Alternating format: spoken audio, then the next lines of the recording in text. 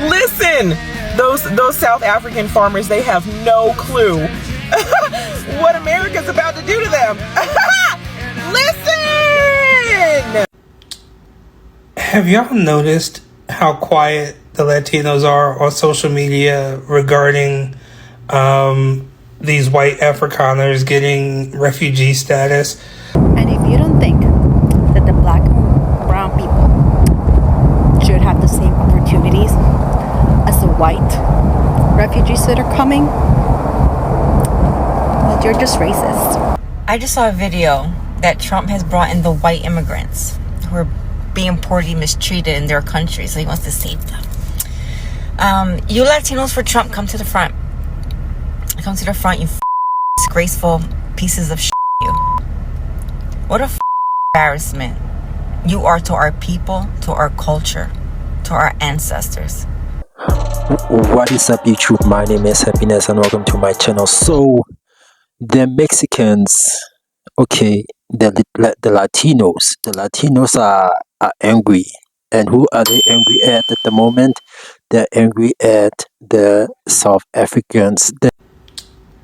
Have y'all noticed how quiet the Latinos are on social media regarding these white Afrikaners getting refugee status? I see a lot of black folk defending Latino people on social media. In spite of what has been going on, I've been seeing a lot of black people on Latino people's side regarding what's going on with these white Afrikaners getting refugee status for something that isn't happening in their country. But I'm just wondering, why are y'all so quiet about this? Why are we louder than y'all? We shouldn't be louder than y'all. This is the problem. We should not be louder than y'all. But here we are louder than y'all. Wake up. Okay, going back to that, when you are saying that, yes, these white farmers are going to plow the land there in America or wherever they be going. Remember one thing, that these people, they specialize in it is not a coincidence that they went and chose them to come and do what they're doing. And there is this conspiracy theory whereby they say that there are some South Africans who bought up farms in America, foreclosed American family farms in America. So yeah, so it seems like maybe the people that you are talking about, that you are saying that they're gonna work on the farm, are really the owners of those new farms. Haven't you ever thought about that?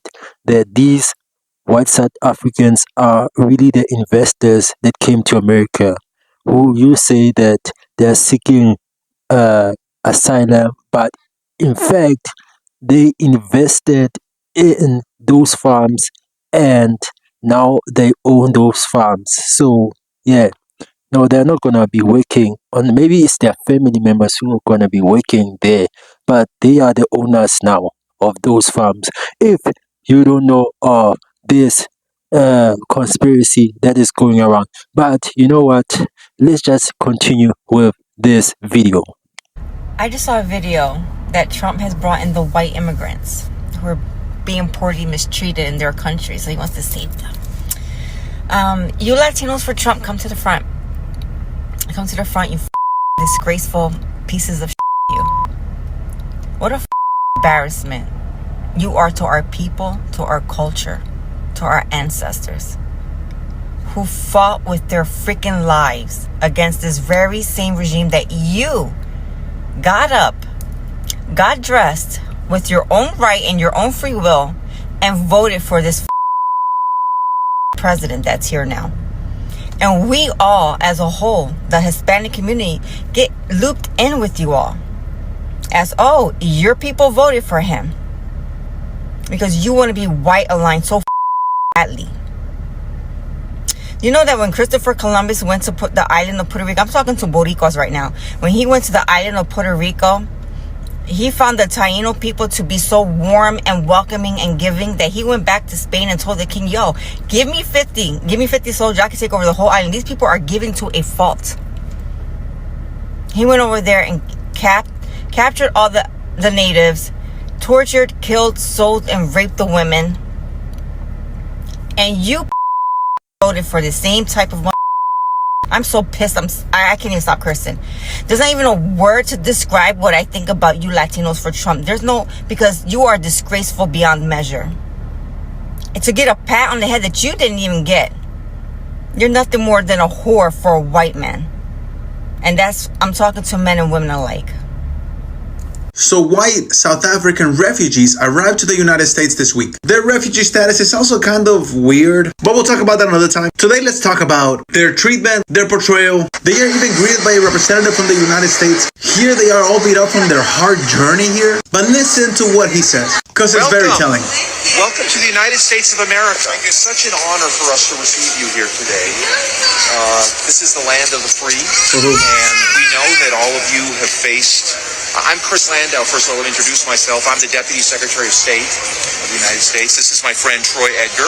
Yeah, I'm the Deputy Secretary of Homeland Security. Again, welcome. Wow. So great to have you guys here.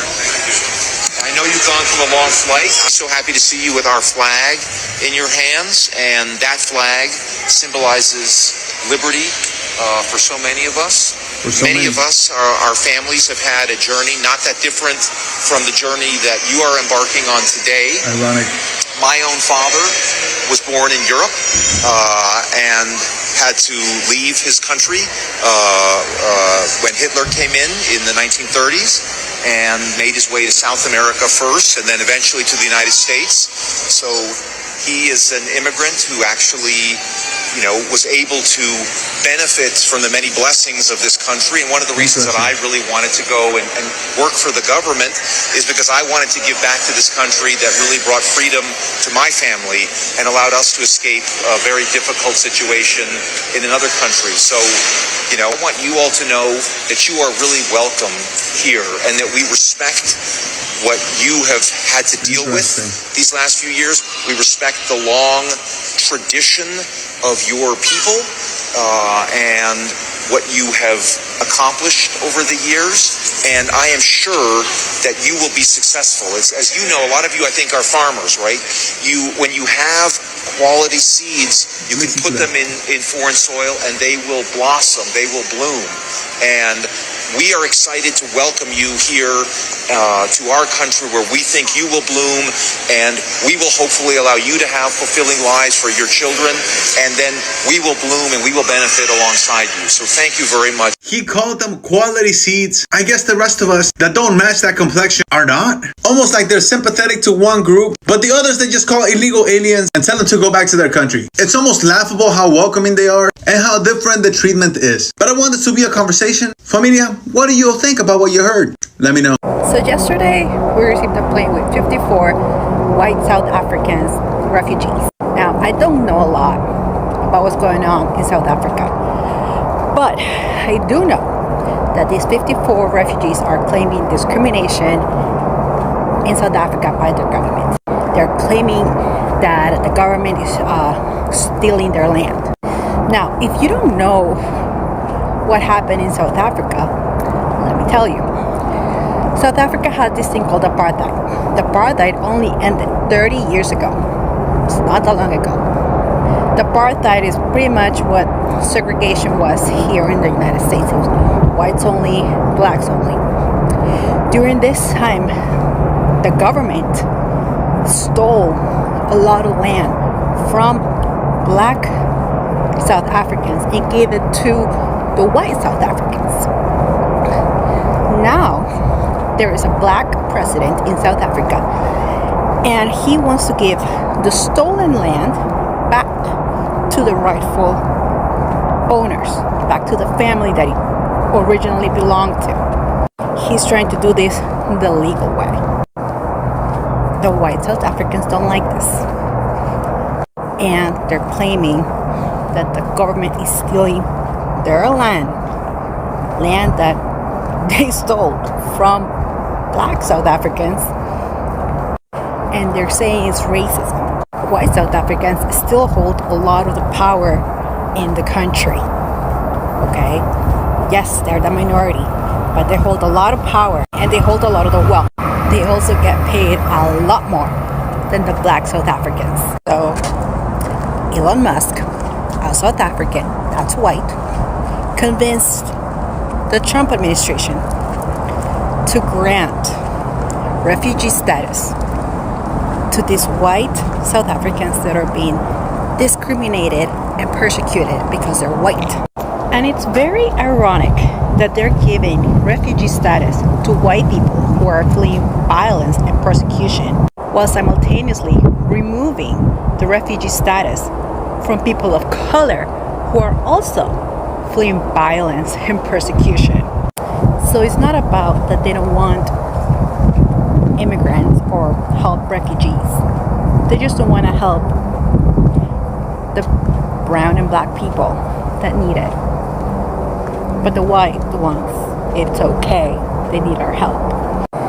And I'm not saying that the South Africans that are coming here should not be allowed to come. They should. If they want to come and move here, absolutely come. I'm just saying, give the same opportunities to the black and brown people.